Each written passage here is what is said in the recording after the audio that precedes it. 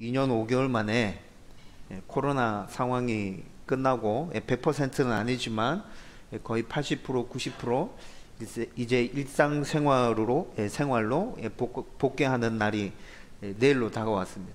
내일이면 이제 실외에서는 마스크 벗어도 되죠. 마스크 벗어도 되고, 실내에서는 마스크를 계속 착용해야 되지만 상당히 많은 부분이 통제됐던 것들이 해제가 됩니다. 여러분, 그런데 이렇게 2년 5개월 만에 거의 일상으로 돌아가는 이 시점에서 굉장히 힘들고 어려움을 또 느끼고 있는 분들이 많은 것 같아요. 부류를 좀 나누어서 생각해 보면, 학생들은 2년여 동안 대면 수업 아니고 비대면 수업으로 주로 수업을 해왔잖아요. 그러면서 생겼던 학업에 대한 공백들, 그 다음에 성적이 굉장히 뒤처진 아이들의 그 성적을 끌어올리려고 하는 그 문제들, 학교에서는 이런 부분들 때문에 지금 굉장히 고심하고 있는 중이죠. 공부하고 있는 학생들 입장에서도 코로나 그 2년의 그 공백을, 공부를 제대로 하고 싶은 학생들은 어떻게 메울 것인가에 대해서 굉장히 심각하게 고민이 되는 상황을 맞이하고 있습니다. 학생들만 이런 게 아니라 또 어른들 입장에서도 일상으로 돌아가는 일이 반갑지만은 않고 여러 가지 근심과 걱정들을 우리 가운데 떠안겨주고 있는 것이 또 사실이죠. 그동안 쪼그라들었던 가정 경제를 어떻게 다시 정상으로 회복시킬 것인가, 하려고 했던 일들 중에 코로나 상황 때문에 중단했던 일들이 있는데 그 일들을 어떻게 다시 시작할 수 있을까에 대한 고민들을 여러분들 각자 개개인이 다 하고 있을 것입니다. 여러분, 우리 개인들뿐만이 아니라 또 나라적으로 생각해봐도 나라를 이끌어가는 정치인들, 지도자들은 일상으로 돌아가지만 코로나가 종식된 것이 아니잖아요. 그래서 경제와 방역이 함께 가야 되고, 또 교육과 방역이 함께 가야 되고, 외교와 방역이 함께 가야 되는 이 상황에서 어떻게 나라를 예전처럼 다시 건강하게 세울 수 있을까? 그 경제적 지표들을 모두 다 원래 상태로 어떻게 끌어올릴 수 있을까에 대해서 심각하게 고민하고 있을 것입니다.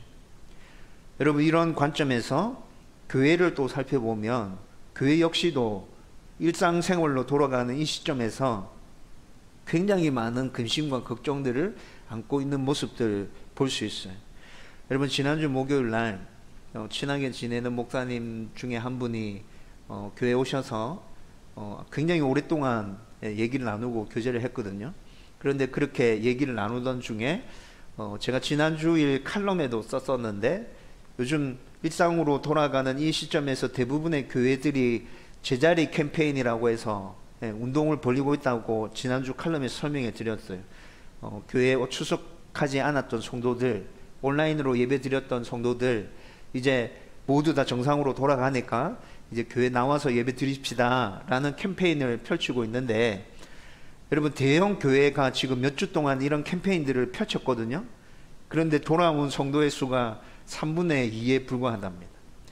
여러분, 5,000명 정도 출석하는 대형 교회를 한번 생각해 보세요. 3분의 2가 추석의 자리로, 예배 자리로 돌아왔다. 그러면 어느 정도 돌아왔다는 얘기죠? 코로나 전에 5,000명 출석이었는데 지금 코로나 종식되는 이 상황에서, 종식이 아니라 그냥 일상생활로 복귀하는 이 상황에서 예배로 돌아온 성도들이 대략 3,600명에서 3,700명 정도. 여러분, 1,000몇백 명, 1,500명, 1,600명 되는 사람들이 떨어져 나가고 없는 거예요. 여러분, 예배뿐만이 아니라 더 심각한 것은 훈련과 소그룹 모임입니다. 훈련과 소그룹 모임은 주중에 진행되는 거잖아요. 주중에 진행되는 훈련과 소그룹 모임은 코로나 이전의 수준에서 반토막 났대요. 더 심각한 건 어디인 줄 아세요? 청소년들의 모임, 젊은이들의 모임. 여러분, 굉장히 회의적으로 목사님들이 평가합니다. 청소년들의 출석 숫자가, 젊은이들의 출석 숫자가 코로나 이전으로 진짜 회복될 수 있을까? 그렇게 안 될 거야. 어른들도 이 수준이라면 아이들은 반토막 이하로 출석 수가 훨씬 떨어질 거야 라는 예측을 누구나 다 하고 있다는 것이죠. 가장 최근에 종교 선호도 통계 조사를 한 게 발표됐는데, 여러분, 코로나 2년 넘게 지나면서 기독교에 대한 인식이 정말 많이 떨어졌습니다. 천주교와 불교는 60% 정도 유지하고 있어요. 사람들에게 물었어요. 네. 누군가 저한테 묻는 거죠. 천주교 어떻게 생각하세요? 천주교 괜찮죠? 그럼 불교는 어떻게 생각하세요? 불교도 괜찮다고 생각해요. 그러면 기독교는 어떻게 생각하세요? 잘 모르겠는데요. 여러분, 이렇게 반응이 나왔다는 거죠. 그래서 천주교와 불교의 선호도는 60%를 넘었어요. 그런데 기독교는 26% 정도? 여러분, 왜 이렇게 됐다 생각하십니까? 코로나를 지나는 동안에 교회들이 보였던 그 안 좋은 모습들이 굉장히 많이 사람들에게 부정적인 인식을 심어준 것이 아닌가라는 생각이 들어요. 여러분, 이런 소식들을 접하고 있으면 교회를 세워가고 있는 목사의 입장에서 정말 일상으로 다시 돌아가지만 교회를 건강하게 하나님 주인이신 교회로 세울 수 있을까라는 의문이 생깁니다. 어떻게 다시 출발해야 되지? 어떻게 다시 시작해야 되지? 여러분, 저도 지금 심각하게 고민하고 있습니다. 더구나 우리 교회는 1월달부터 4월달까지 교회적으로 힘든 일을 좀 겪었죠. 여러분, 그 힘든 일을 겪고 난 이후에 그 힘든 일은 이제 어느 정도 정리되고 마무리되어졌어요. 그리고 난 다음에 지금 일상으로 돌아가는 시점에 놓여 있는 거잖아요. 여러분, 정말 제 안에 이로 말로 표현할 수 없을 정도로 고민과 근심과 걱정들이 저를 짓누르는 듯합니다. 여러분, 그래서 지난주 월, 화, 수요일 3일 동안 하나님께 가서 집중적으로 기도하면서 좀 은혜를 달라고 구하고 어떻게 가야 하는지에 대해서 물어야겠다라는 생각이 들었던 것이죠. 여러분, 그리고 그렇게 3일 동안 집중적으로 기도하는 동안에 역시 하나님께서 저에게 주신 은혜들이 있습니다. 하나님의 위로와 격려들이 있었고요. 여러분, 오늘 이 시간에 그 말씀들을 여러분들과 함께 나누면서 이제 일상으로 돌아가는 예배와 소그룹 모임과 모든 훈련들에 대해서 우리가 한 마음으로 열심을 내어서 이 교회를 다시 건강하게 하나님 주인이신 교회로 세워갈 수 있기를 주님의 이름으로 축원드립니다. 여러분, 먼저 오늘 본문은 지난주에 월요일과 화요일 큐티 말씀입니다. 저는 매일 성경으로 큐티하고 있다는 말씀드렸죠. 매일 성경으로 큐티하는데 매일 성경으로 월요일 날 아침에 큐티했을 때 나훔 1장의 말씀이었어요. 화요일 날 큐티했을 때 나훔 2장의 말씀이었어요. 여러분, 이 말씀을 묵상하면서 하나님께서 저에게 말씀으로 위로해 주시고 격려해 주시고 용기를 허락해 주셨거든요. 먼저 나훔서는 BC 660년경에 나훔 선지자에게 주어진 말씀입니다. 여러분, 이 말씀의 내용은 당시 고대 근동의 패권국이었던 아수르, 그리고 그 아수르의 수도인 니누에에 대한 심판의 말씀입니다. 여러분, 그런데 여러분들이 혹시 매일 성경으로 큐티하고 있다면 지난주 나훔 말씀을 묵상하고 있으면서 좀 의아한 생각이 들었을 수도 있을 거예요. 왜냐하면 여러분, 나훔서 앞에 매일 성경으로 어떤 말씀 묵상했죠? 요나서 묵상했죠. 요나서 묵상이 끝나고 그 다음에 나훔서 묵상이 이어졌거든요. 여러분, 그런데 구약 성경 살펴보면 요나, 미가, 나훔 이렇게 나와요. 그런데 지금 매일 성경에서는 미가는 중간에 빼버리고 지금 요나서 묵상하고 나훔서를 묵상하게 편집이 돼 있었다는 것이죠. 그런데 여러분, 그 내용을 또 생각해 보세요. 요나서의 내용이 뭐였죠? 니누에 대한 심판의 선언과 그 니누의 백성들이 회개하고 하나님께로 돌이키는 내용이 요나서의 내용이었습니다. 그러면 요나서는 언제 기록되어졌냐? 요나서는 BC 760년경에 기록되어졌습니다. 여러분, 좀 이상하지 않으세요? 제가 나훔서를 묵상하면서 이때까지 성경을 읽으면서 이런 생각 한 번도 해보지 않았는데 요나서 묵상이 끝나고 나훔서를 묵상하기 시작하면서 저 가운데 이런 생각이 들었어요.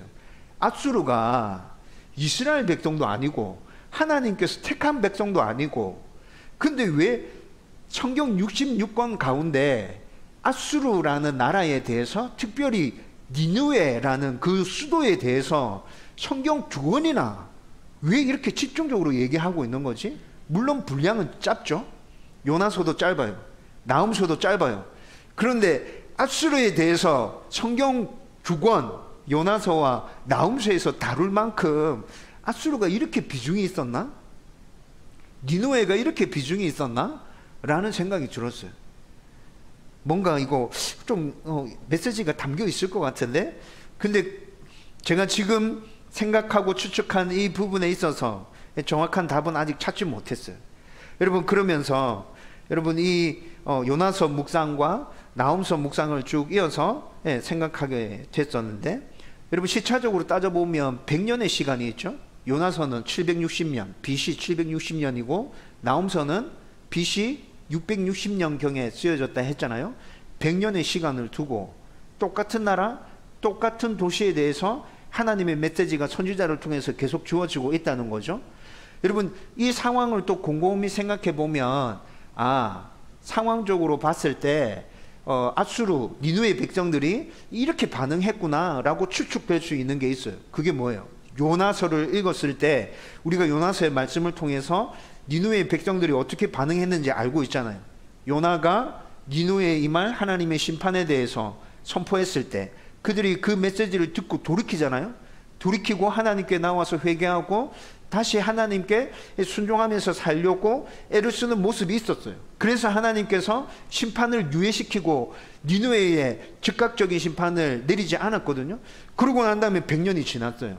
그런데 그 100년이 지나는 동안에 어떤 일이 있었을 것 같아요? 100년이 지나서 나훔서를 읽어보면 경고 없이 바로 멸망에 대한 선포가 이어지고 있습니다. 도대체 100년 동안 아수르에서, 니느웨에서 어떤 일이 있었기에 이렇게 경고 없이 바로 나훔에서는 멸망이 선포되어지고 있는 건지 추측 가능하죠. 100년 동안 아수르가 요나 선지자의 얘기를 듣고는 돌이켰는데 100년이 지나면서 또 죄악으로 가득 찼고 이제 더 이상 경고 필요 없이 너무 죄악으로 가득 차 있어서 하나님이 나훔 선지자를 통해서 그냥 일방적으로 멸망을 선포하고 계시는 거구나. 여러분, 저는 말씀을 보면서 이렇게 추측이 되어졌다고요. 여러분, 제가 추측한 것이 이상한 게 아니라고 여러분들 공감이 되시죠? 100년 동안 이런 일들이 있었어요. 그리고 나훔 선지자가 660년경에 BC 660년경에 나훔서의 내용을 가지고 니느웨에다가 선포했다 그랬죠? 그리고 50년이 지나서 BC 612년에 바벨론과 메대 연합군에 의해서 니느웨는 진짜 흔적도 찾아볼 수 없을 정도로 멸망당합니다.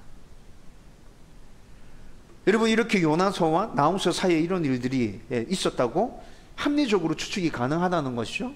그리고 여기서 우리가 또 기억해야 할 것은 그 사이에 BC 722년에 아수르가 북이스라엘을 멸망시키는 사건도 우리는 기억하고 있어야 합니다.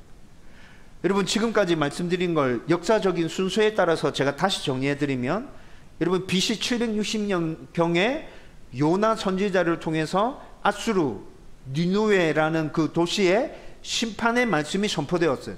그 말씀을 들었던 니느웨 백성들은 돌이키고 하나님께 돌아왔어요. 그랬죠? 그리고 난 다음에 BC 722년경에 아수르를 하나님의 도구로 사용하셔서 불순종하고 있는 북이스라엘을 쳐서 멸망시켰어요, 하나님이. 그리고 난 다음에 BC 660년경에는 아수르 니느웨에 대해서 나훔 선지자를 통해서 완전히 멸망할 것을 선포하는 메시지가 다시 주어졌다는 것이죠. 그 중간 사이에 아수르는 하나님께 순종하려고 하는 모습은 다 사라져버리고 자기가 교만해져서 주인 되려고 하는 우상 숭배로 가득 찼고 하나님을 배반하고 대항하는 그런 일들로 가득 찼기 때문에 이런 일들이 일어나게 됐다는 것입니다. 여러분, 이렇게 아수르에 대한 심판이 진행되는 동안에 하나님께서는 이사야 선지자를 통해서 아수르에게 계속 경고하십니다. 너 이렇게 가다가는 진짜 내가 너 끝장낸다. 너 정신 차려야 된다. 이사야 선지자가 활동했던 시대는 BC 690년대 정도? 그때 이사야 선지자가 아수르에 계속 이 메시지를 선포했거든요. 근데 안 들었어. 그래서 BC 660년경에는 나훔이라는 선지자를 또 보내어서 굉장히 분명하게 멸망에 대한 선언을 하신 거죠. 610년경에는 BC 610년경에는 스바냐 선지자를 보내서 아수르에 대한 멸망에 대한 메시지를 다시 선포해 주십니다. 그런데 이렇게 여러 명의 선지자들이 계속해서 하나님의 심판에 대해서 선포해 주심에도 불구하고 앗수르는 그 말씀에 대해서 귀를 기울이지 않았다는 거예요. 여러분, 이런 전반적인 지식을 배경에 깔고 그러면 이제 오늘 우리가 읽었던 말씀의 내용을 한번 살펴보십시다. 1장 9절에서 13절 말씀, 제가 월요일날 묵상했던 말씀이라 말씀드렸죠. 여러분, 이 말씀을 보면 앗수르를 하나님이 온전히 멸하셔서 다시는 남유다 백성들이 고통당하지 않을 것이라 말씀하고 있어요. 여러분, 12절 말씀 먼저 보세요. 그들이 비록 강하고 많을지라도 반드시 멸절을 당하리니, 이렇게 얘기합니다. 그리고 그 뒤에 읽어보면 다시는 너를 괴롭히지 아니할 것이라. 여러분, 이건 무슨 말이에요? 제가 지금 앞에 배경적으로 쭉 설명해 드린 걸 가지고 추측해서 생각해 보면 지금 이 말씀이 어떤 말씀인지 빨리 이해되죠? 하나님께서 앗수르를 멸망시키겠다는 거예요.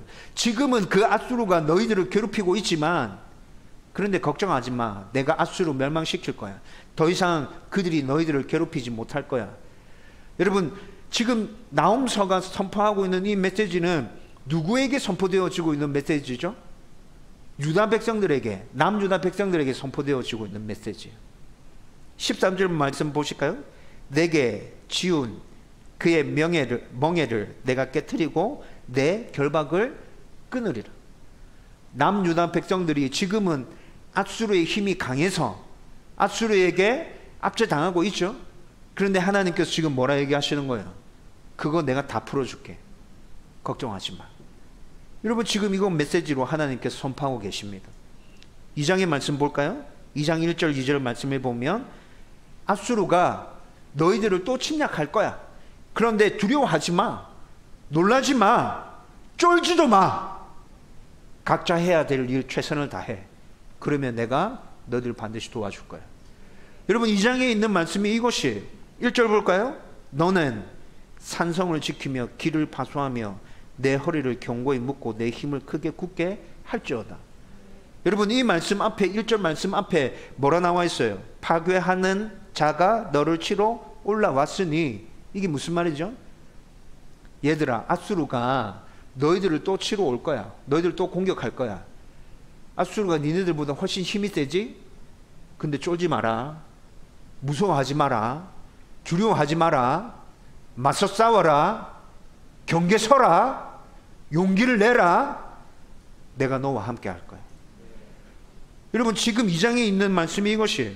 2절 말씀에 뭐라 얘기합니까? 영광을 회복하시되, 영광을 회복시켜 주신대요. 옛날에 너네들이 누렸던 하나님의 은혜 내가 다시 회복시킬 거예요. 그리고 또 약탈자들이 약탈하였고, 약탈자들이 약탈하였다는 말은 앗수르에 대해서 하시는 말씀이에요.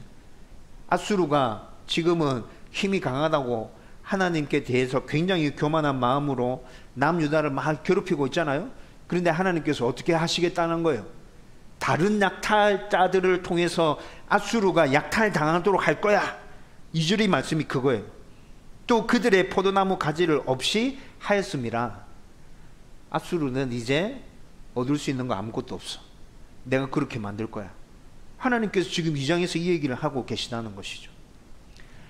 여러분, 월요일과 화요일에 이 말씀을 묵상했습니다. 그리고 우리 교회가 지금까지 당면했던 상황들을 다시 떠올려 보았습니다. 여러분, 올해 우리 교회는 교회당을 이전하고 제2의 도약을 준비하면서 새롭게 출발하는 그 시점 가운데 있었습니다. 그런데 갑자기 전조 현상 전혀 없이 개척 멤버였던 한 집사님이 마음이 상하는 일들이 있어서, 그게 1월 셋째 주였죠. 그 뒤로부터 4월 첫째 주 완전히 문제가 해결될 때까지 교회가 굉장히 힘들었어요. 여러분들은 어떻을지 모르겠는데 저는 좀 많이 힘들었습니다. 개척하고 처음 겪는 일이었습니다. 여러분, 이 일을 겪으면서 많은 생각들을 했어요. 진짜 많은 생각들을 했어요. 그런데 그 중에 저의 잘못과 관련해서 드는 생각이, 교회를 개척해서 개척 멤버랑 목사님들이랑 오래 가지 못하고 1년이나 2년 안에 이렇게 깨지는 관계들을 굉장히 많이 봤었어요. 근데 우리 교회는 5년이 넘는 세월 동안 정말 잘 지내왔고, 그리고 그 개척 멤버였던 집사님들이 정말 잘해줬고, 그래서 교회가 이렇게 건강하게 설 수 있었고, 여러분 그런 부분들이 감사를 넘어서 저의 교만으로 자리 잡고 있었다는 생각을 이번 일을 겪으면서 하게 됐어요. 다른 목사님들은 1년이나 2년 안에 그렇게 힘들고 어려운 일들 겪는데 우리는 그런 일들 한 번도 겪지 않았어. 이것이 늘 저의 자랑이었던 것이죠. 그러면서 하나님께서 이 부분에 있어서 분명히 생각을 바르게 하시기 위해서, 올바르게 생각할 수 있도록 하기 위해서 하나님께서 저에게 이런 일을 허락해 주셨나? 라는 생각도 했어요. 그리고 내 안에 그런 생각들이 있었다는 것도 알게 되었고, 하나님의 은혜 아니면 절대 교회를 세워갈 수 없다는 것, 다시 가슴속에 깊이 새기는 기회가 되기도 했습니다. 여러분, 이 일이 있고 난 다음에 진짜 더 큰 일들이 있었어요. 2월 첫째 주에 코로나가 한번 휩쓸고 지나갔죠. 어른들이랑 아이들 확진된 숫자가 전부 다 합쳐서 30명이었습니다. 여러분, 제가 첫 번째 말씀드렸던 일들은 저도 처음 겪는 일이라서 힘들었죠. 그런데 두 번째, 3주 지나고 2월 첫째 주에 제가 코로나 확진되면서 집에 들어앉아 있는데 확진 소식이 계속 들려왔거든요. 그러고 난 다음에 한 달 정도 코로나에서 교회가 허덕허덕거렸죠. 어떻게 표현해야 될지 모르겠어요, 이 상황을. 앞에 있었던 그 문제는 진짜 아무것도 아니더라고요. 여러분, 방역의 상황들이 그때는 그래도 상당히 많이 느슨해져 있었어요. 느슨해져 있었음에도 불구하고 여러분들이 확진되어서 7일씩 가정에 격리되기 시작할 때 한 교회를 담임하고 있는 목사로서의 제 마음은 어떻게 말로 표현할 수 없을 정도의 미안함과 죄송함과 그런 마음이었어요. 하루 동안 먹고 싶은 생각이, 진짜 하루 온종일 먹고 싶은 생각이 안 들었어요. 제가 어떻게 해야 되는지도 모르겠더라고요. 그냥 하루 온종일 제 방에 틀어박혀서 그냥 하나님 도와주십시오, 하나님 은혜 아니면 진짜 아무것도 아닙니다. 제가 할 수 있는 게 그거밖에 없었어요. 여러분, 그렇게 코로나 지나면서 진짜 뼈저리게 느낀 게 좀 전에 말씀드렸던 것처럼 하나님 아니면 내가 할 수 있는 거 아무것도 없다. 내가 아무리 잘하고 내가 여기까지 진짜 몸부림치면서 교회를 잘 세워왔다 하더라도 한순간에 하나님께서 훅 부시면 다 날아가는구나. 아무것도 안 되는구나. 그 상황을 당면했을 때 내가 할 수 있는 건 아무것도 없구나. 여러분, 이런 일들을 겪으면서 정말 마음이 힘들었죠.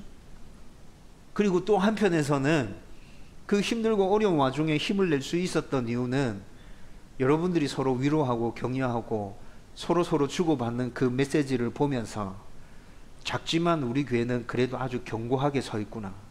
하나님 주인이신 교회가 맞구나. 여전히 하나님 우리 교회 가운데 역사하고 계시구나. 여러분, 이런 생각이 들었어요. 그건 또 한편으로 저에게 굉장히 큰 힘이 되었어요. 그래서 그 상황들을 다 버텨낼 수 있었다고요. 여러분, 그렇게 3월달이 지나고 4월달을 맞이했잖아요. 여러분, 이거 말고도 또 하나가 더 있었어요. 우리 교회가 이렇게 이전에 올 동안에 5년 동안 정말 잘 지내왔어요. 하나님의 은혜로 정말 잘 지내왔고, 지금 개척 멤버로 같이 교회를 세우기 시작했던 집사님 여기 앉아 계시고, 4년, 3년, 2년 동안 저와 함께 했던 여러분들 지금 여기 앉아 계시잖아요.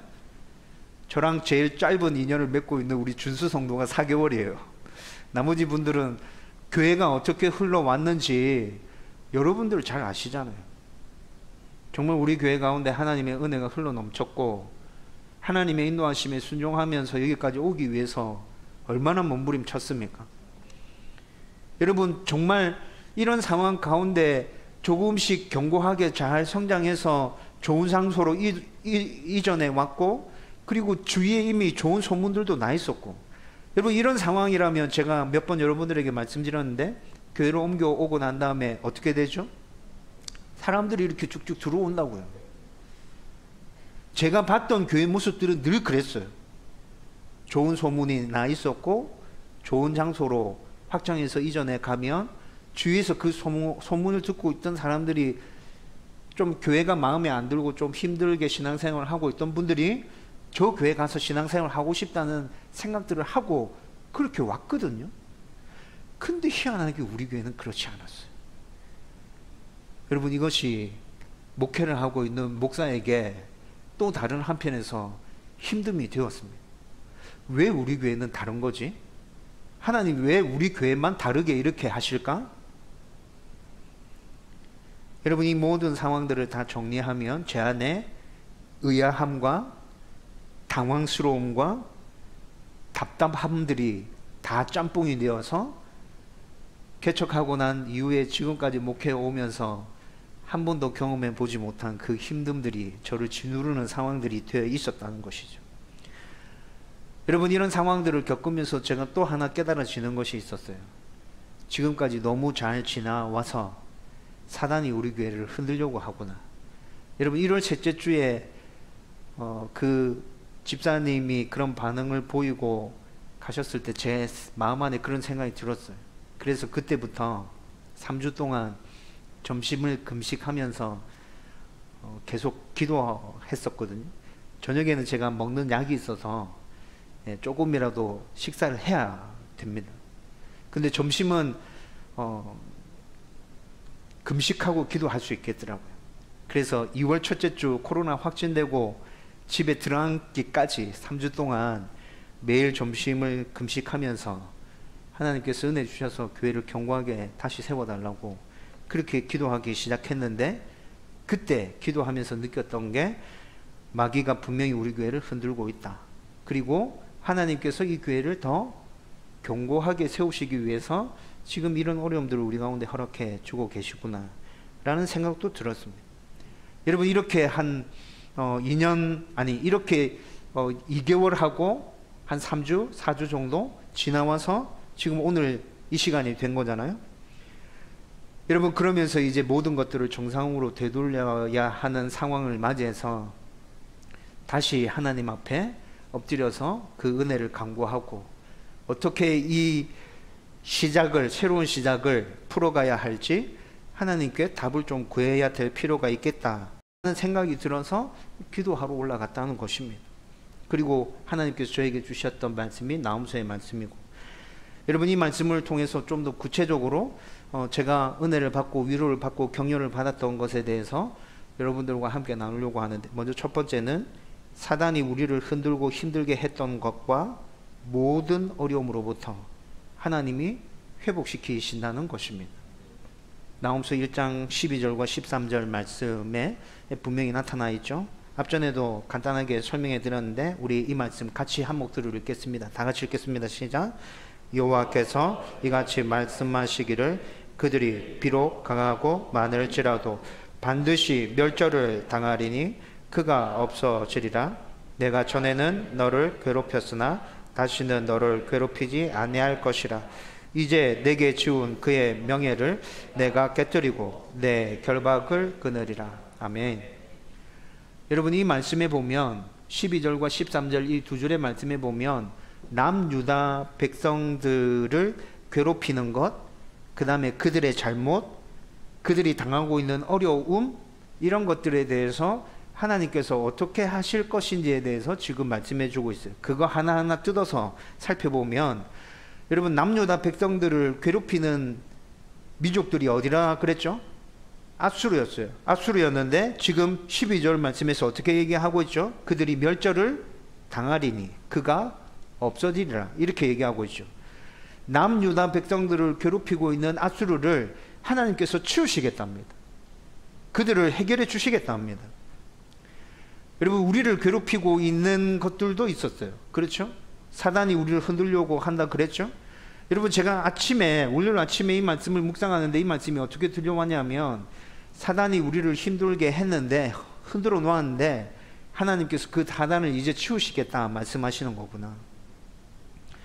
여러분, 지금까지 우리 교회가 흘려왔던 그 기간들, 5년 동안 그 기간들, 제가 좀 전에도 말씀드렸지 않습니까? 여러분들 스스로 생각해보고 판단해 보십시오. 저는 사단이 우리 교회를 충분히 흔들만한 했구나, 그런 생각이 들었어요. 흔들만 했다. 하나님의 은혜 가운데 정말 잘 지나왔고, 계속해서 그렇게 이 교회를 세워가기 위해서 몸부림쳤고, 하나님 은혜 주셔서 하나님 인도하심 가운데 이곳까지 왔고, 이곳에서 새로운 출발을 시작하려고 하는데, 사단의 입장에서 생각해 보면 흔들어야 될 대상이 우리가 분명한 것이죠. 야, 다음 교회 그냥 가만 놔두면 안 되겠다. 두동이랑 용원이랑 웅천이랑 웅동, 지사, 유라 가만 놔두면 다음 교회가 다 먹겠다. 쟤들 그냥 좀 세다. 사단의 입장에서는 이렇게 판단했을 것 같아요. 여러분, 그래서 우리 가운데 달려들어서 그렇게 했다는 거죠. 좀 힘들긴 했어요. 근데 하나님께서 이에 대해서 뭐라 말씀하십니까? 내가 다 치울 거야. 걱정하지 마. 염려하지 마. 여러분, 하나님께서 지금 그 음성을 저에게 들려주셨다는 것이죠. 그러면서 남유다 백성이 잘못했던 부분에 대해서도 하나님께서 말씀해 주십니다. 여러분, 남유다 백성이 분명히 하나님의 말씀에 불순종해서 잘못한 것이 있었어요. 그래서 아수르를 하나님의 도구로 사용하셔서 그들을 괴롭힐 때가 있었거든요. 정신 차리라고 괴롭힐 때가 있었어요. 여러분, 그런데 그 부분에 대해서 하나님 뭐라 말씀하시죠? 내가 전에는 괴롭혔으나 다시는 너희를 괴롭히지 아니할 것이라. 여러분, 이게 지금 그 얘기를 하고 있는 거예요. 니네들이 죄악 중에 있어서 내가 정신 차리라고 아수르를 보내서 너희들 정신 차리게 했는데, 이제는 더 이상 아수르 너희들한테 보내지 않을 거야. 내 심판은 끝났어. 너희들에 대한 내 심판은 끝났어. 이제 내가 너희들 더 이상 벌하지 않을 거야. 여러분, 우리 교회에 이런 부분이 있었어요. 제가 좀 전에 설명해 드렸어요. 제 안에 교회를 건강하게 잘 세워왔다는 것에 대한 교만함이 있었다고 말씀드렸죠. 여러분, 이거는 제가 여러분들에게 자주 말씀드렸던 거예요. 제가 목회 그만두는 날까지 제 안에 생겨나는 이 교만함으로 계속 치열하게 몸부림치면서 싸워가야 될 것 같아요. 제 안에 그런 잘못에 대해서 이제 됐어. 너 힘들고 어려웠지? 정신 차렸지? 이제 더 이상 너를 힘들게 하지 않을 거야. 하나님께서 이렇게 말씀해 주시는 것 같았습니다. 그리고 난 다음에 남유다 백성들 가운데 임해 있었던 어려움들이 있었죠. 그 부분에 대해서 하나님 뭐라 말씀하십니까? 그의 멍에를 내가 깨트리고 내 결박을 끊으리라. 남유다 백성들이 힘들어하고 어려워하고 아파하고 있는 부분에 대해서 하나님께서 내가 다 해결해 줄 테니까 이제 걱정하지 마 라고 말씀하고 있는 것이죠. 여러분, 우리 교회가 그동안 어려웠던 일들을 겪으면서 전체적인 분위기가 예전보다는 약간 다운되어져 있다 제가 느끼고 있거든요. 그리고 지금 새롭게 출발해야 되는 이 시점에서 전도하는 것과 또 새롭게 훈련하고 교육하는 부분에 있어서 어떻게 풀어가야 될까? 저쪽에 있을 때보다는 이 두동 쪽이 접근성이 너무 떨어져요. 그래서 솔직히 그런 부분에 있어서 고민이 좀 많이 됩니다. 여러분들이 잘 따라와 줄 수 있을까라는 부분에 대해서 염려되는 게 있어요, 분명히. 그런데 그런 부분에 대해서 하나님께서 그거 어려워하지 마. 내가 해결해 줄 테니까 어려워하지 마.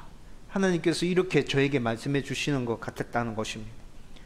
여러분, 이렇게 1장의 말씀들을 월요일날 쭉 묵상하면서 제가 받았던 핵심적인 메시지는 하나님께서 회복시키신다는 것이구나. 우리 교회를 회복시키신다는 것이구나. 다시 하나님 주인이신 교회로 굳게 설 수 있도록 은혜 주시겠다. 여러분, 월요일날 이 말씀을 받고 힘이 났었어요. 그리고 난 다음에 두 번째 깨닫게 된 것, 우리가 해야 할 일과 각자의 사명에 최선을 다해라. 2장 1절 말씀 다 같이 읽겠습니다. 다 같이 읽읍시다. 시작. 파괴하는 자가 너를 치러 올라왔나니 너는 산성을 지키며 길을 파수하며 내 허리를 견고히 묶고 내 힘을 크게 굳게 할지어다. 아멘. 여러분, 이때 이 당시에 제가 설명해 드렸죠. 이때 이 당시에 아수르는 나훔 선지자를 통해서 하나님의 심판으로 멸망당할 것이라는 메시지가 선포되고 있지만 여전히 아수르는 강했어요. 당시에 이 지역이 패권 국가였단 말이에요. 여러분, 나훔의 선포를 듣고 있는 이 이스라엘 백성들, 남유다 백성들, 그들의 입장에서 생각해 보세요. 무슨 소리 하는 거야 지금. 아수르가 아직도 여전히 강하고 힘들고 우리를 압제하고 있는데, 우리를 완전 못살게 괴롭히고 있는데 도대체 언제 그 일이 일어난다고? 여러분, 지금 남유다 백성들 입장에서는 나훔 선지자 이야기를 들으면서 이런 생각들이 들게 생겼잖아요. 여러분, 그런데 하나님께서 뭐라 말씀하십니까? 2장 1절 말씀에 니네들이 처한 상황이 어떤 줄 안다. 니네들 무슨 생각하고 있는 줄 안다. 근데 내가 할 거다. 회복시킬 거다. 너희들 온전하게 할 거야. 은혜 줄 거야. 복 줄 거야. 그런데 이거 기억해야 돼. 뭘 기억해요? 산성을 지켜. 경계를 서. 용기를 내서 아수르가 니네들을 침략해 올 때 맞서 싸워. 이건 니네들이 해야 될 일이야. 하나님께서 이 메시지를 지금 선포하고 계시다는 것입니다. 여러분, 이때 이 당시에 약소국은 강대국과 만약에 전쟁을 벌여서 지면 어떻게 되는 거예요? 포로로 끌려가서 굉장히 괴롭게 노예 생활을 하다가 거기서 죽는 거예요. 여러분, 그냥 모든 것들을 다 내주면 이런 상황들이 벌어지게 된다고요. 지금처럼 신사적으로 협정하거나 협상하거나 타협하거나 이런 게 없는 시대잖아요. 이 시대는 싸우다가 죽어도 죽고 져서 노예로 끌려가도 니네들 다 죽는 거 아니냐? 그러면 내가 니네들 도와준다고 얘기하잖아. 그러니까 믿고 니네들이 해야 될 일을 해. 특별한 거 아니야. 어려운 거 아니야. 그냥 일상생활에서 경계를 서고 아수르가 니네들을 쳐들어올 때 그들과 맞서 싸울 생각을 해. 용기를 내. 두려워하지 마. 도망가지 마. 여러분, 지금 2장 1절에서 하나님께서 이 메시지를 그들에게 선포하고 계신 거예요. 그리고 2장 2절 말씀해 보면 니네들이 그렇게 했을 때 어떻게 하시겠다 말씀하셨죠? 영광을 회복시킬 거다. 영광을 회복시킬 거야. 여러분, 화요일 아침에 이 말씀 묵상하면서 그러면 새롭게 예배와 소그룹과 훈련과 모든 모임들을 다 정상으로 돌려서 새롭게 시작해 가야 되는데 하나님 어떻게 하면 되죠? 하나님께서 저에게 말씀해 주셨어요. 특별한 거 하지 말고 그냥 네가 해야 될 거 열심히 해. 성도들이 해야 될 거 열심히 하라고 말해줘. 그러면 돼. 그냥 나 믿고 신뢰하고 그것만 열심히 하면서 쫓아오면 내가 회복시킬 거야. 여러분, 화요일 아침에 하나님께서 저에게 이 말씀을 해주시는 것 같았어요. 여러분들의 가정과 직장과 교회에서 특별한 거 아니라 여러분들이 해야 될, 지금까지 해왔던 평상적이면서 일상적인 일들 있잖아요. 여러분, 그거 열심히 하십시오. 하나님이 오늘 우리에게 그거 얘기하십니다. 그거 열심히 해. 교회에서 다시 모든 예배들이 회복되어져서 진행됩니다. 소그룹 모임을 다시 모이기 시작할 겁니다. 2년 동안 예배만 드리면서 굉장히 편하게 신앙생활을 했고 그것이 좋다고 생각하셨습니까? 여러분, 그 생각을 바꿔서 이제 예전처럼 다시 돌아가야겠다 마음을 고쳐 먹으십시오. 그냥 예전에 했던 그 일상으로 돌아가서 그 일을 열심히 해야겠다. 특별한 일을 하는 게 아니라 그냥 그 일을 열심히 해야겠다. 여러분, 그렇게 여러분들 마음 작정하시면 됩니다. 그렇게 해서 하나님 신뢰하고 한 발 한 발 내디디면서 그 하나님 쫓아가면 어떻게 하신다고요? 영광을 회복시키신다. 하나님의 영광을 회복시킨다. 하나님의 은혜를 우리 가운데 다시 부어주신다는 것입니다. 하나님이 다시 복 주시겠다는 것이죠. 저와 여러분들이 이 말씀을 기억하면서 모든 모임들을, 모든 훈련을, 소그룹 모임을 새롭게 시작하는 이 시점에 나의 일들을 열심히 하겠다는 그 결단을 새롭게 할 수 있기를 주님의 이름으로 축원드립니다. 이제 말씀을 정리하려고 합니다. 여러분, 월요일과 화요일에 이렇게 말씀을 묵상하고 화요일 오후부터 수요일 오전까지 하나님 주신 이 메시지를 붙들고 진짜 열심히 기도했습니다. 하나님 회복시켜 주십시오. 제가 해야 될 일을 열심히 하겠습니다. 최선을 다하겠습니다. 여러분, 그런데 그렇게 화요일 오후 수요일 오전 기도하고 있는데 또 하나 하나님께서 저에게 주시는 깨달음이 있었습니다. 세 번째입니다. 저와 여러분과 우리 교회는 지금까지 하나님 인도하심 가운데 있었고 여전히 하나님 인도하심 가운데 이 교회를 세워갈 것입니다.